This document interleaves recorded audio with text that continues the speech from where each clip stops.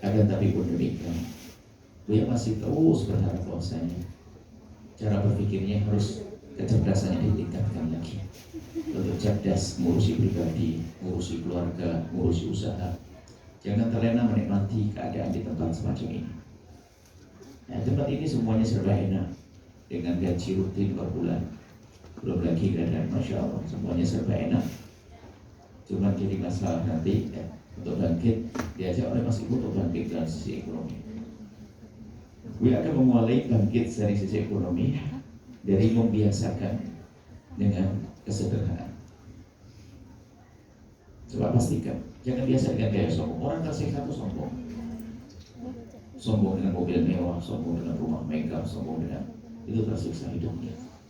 Hidupnya pada dia kaya kayak orang larat, capeknya luar biasa. Kesombongan dia selalu nuruti kesombongannya. Sombong itu menyiksa. Dan kejahatan pertama dilakukan oleh iblis, oleh makhluk Allah namanya iblis. Aba wastakbar, sombong. Biasanya kalau sudah alumni luar negeri, itu gayanya di rumah berubah. Na'udzubillah. Itu yang menjadikan dia itu gak bisa sukses. Kalau dulu biasanya makan sambal terong, ya sudah kembali biasa, dan itu lebih enak bagi kami. Gak usah action, kadang-kadang sengaja dipaksain gaya makanan yang ada di Hong Kong dan sebagainya. Padahal dia sendiri tidak terlalu menikmati amat, hanya kesombongannya menjadikan dia menikmati. Action. Sehingga pulang ke rumah kelihatannya sebelumnya waktu masih di Hong Kong bisa beli motor, beli rumah, beli ini. Pulang ke rumah 6 bulan dijual lagi, nggak ada lagi ke Hong Kong. Nyungsep. Pasti dia tidak cerdas orangnya. Kalau ada di sini katakan, nggak cerdas orang itu. Sekarang dengan dia harus cerdas. Biasakan dengan kesederhanaan, nggak usahlah. Kalau sudah ikut orang kampung, ya sudah gaya hidup orang kampung, makan seperti mereka, pergi ke pasar, nggak usah gayanya harus supermarket. Itu pasar di perempatan jalan itu murah-murah itu. Sambil nolong ibu-ibu yang belanjanya ke pasar besar untuk dibawa ke perempatan. Ingat enggak? Nah itu loh, belanja di situ sambil nolong saudara kita, lebih murah kadang-kadang. Gak usah action gaya, mau saya kalau di Hong Kong, kok sorry, belanjanya di pasar tradisional.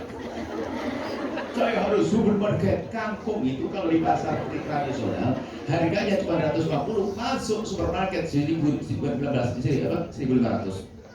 berlipat-lipat. Ya kok kayak itu orang cerdas mananya? Cerdas apanya? Dan sebetulnya modal saya sangat cukup. Ini kalau ingin bangkit begini. Cara dagang kita tuh aneh Mas Ibu. Belum untung sudah khayal untung, belanjanya banyak. Ini kebayang nanti kalau saya belanja begini, insya Allah akhir pekan dapat untung begini. Belum jualan ini, sudah pesen dia kredit. Mana bisa orang itu maju? Tolonglah jangan hanya senyum dok, diamalkan ini.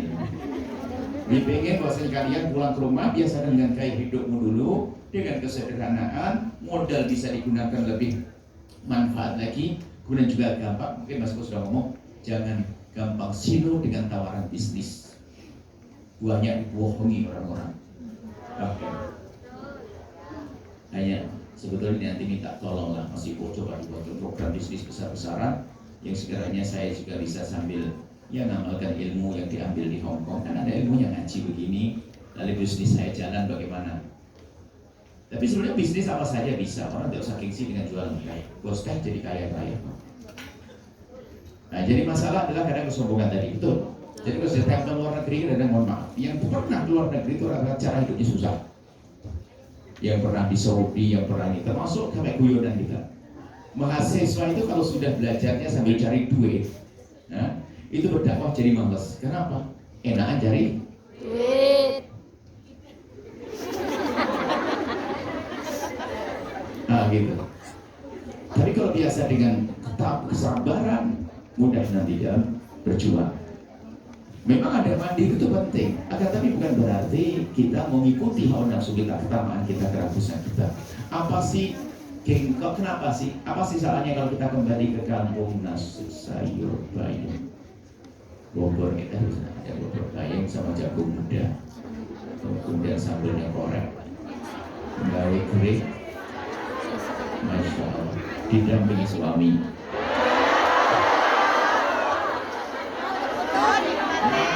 Enaknya kayak siapapun tidak sama suami, rasanya garam. Kalau masih menikmati, wah kacau nih, nggak rindu suami ini. Tidak, itu jadi tolonglah biasa jalan. Kalau Anda memang ragu untuk sederhana, yuk jalan Sampuyan. Saya ajak nanti ke Gelar Tikar di pinggir jalan, ternyata nasi bungkus paling enak kalau dengan sayur-sayur. Tahu itu sama sayur, sayur kental, apa namanya, lodeh kental begitu, masya disiram di atasnya, cemuk-cemuk, Allah. Cara bakar enaknya luar biasa. Sudahlah, ternyata kalau kita amati dari semua kegagalan itu cara hidupnya yang salah. Cara hidupnya yang salah. Sederhana itu bukan berarti kita harus menyiksa diri, kok. Menikmati, kok. Jujur hari ini pun sambal terong tetap lebih enak dibanding sambal-sambal yang lainnya, karena lidah kita sudah terbiasa. Terasi itu baunya tidak enak, tapi ternyata aja. Nah itulah, jadi tolonglah, jadi kita pun berpikir seperti itu. Sehingga modal yang Anda miliki ini adalah akan berguna. Jadi samping hidup sederhana, pastikan hidupmu sederhana. Gaya hidup di sini sudah dikurangi, dirubah. Kemudian setelah hidup sederhana, ya, sederhana, jangan gampang silau urusan bisnis. Kalau mau berdagang, berbisnis, usaha, nanti Mas Iko, kita ada dalam satu buku kita yang kita tulis dengan Mas Iko, itu adalah bagaimana langkah-langkah bisnis paling tidak, ya. Ada waspada, hati-hati, Allah ridho, jangan kalap, mentang-mentang ada untung, nggak pernah mikir halal haram, alhamdulillah. Kalau sudah orang tidak berpikir halal haram, itu biasanya sudah ngawur, bisnisnya bisnis gampang dibohongi. Tapi kalau orang berpikir halal haram, boleh tidak secara syariat, berarti dia waspada, hati-hati. Sehingga biar terlihat di dunia menguntungkan, kalau di akhirat tidak menguntungkan, tidak akan mau. Jadi kesederhanaan, ya. Kemudian jangan mudah silau dengan bisnis. Kemudian yang ketiga, jangan merasa gengsi dengan kerjaan halal apapun. Jangan merasa gengsi dengan kerjaan halal apapun. Yang penting terhormat.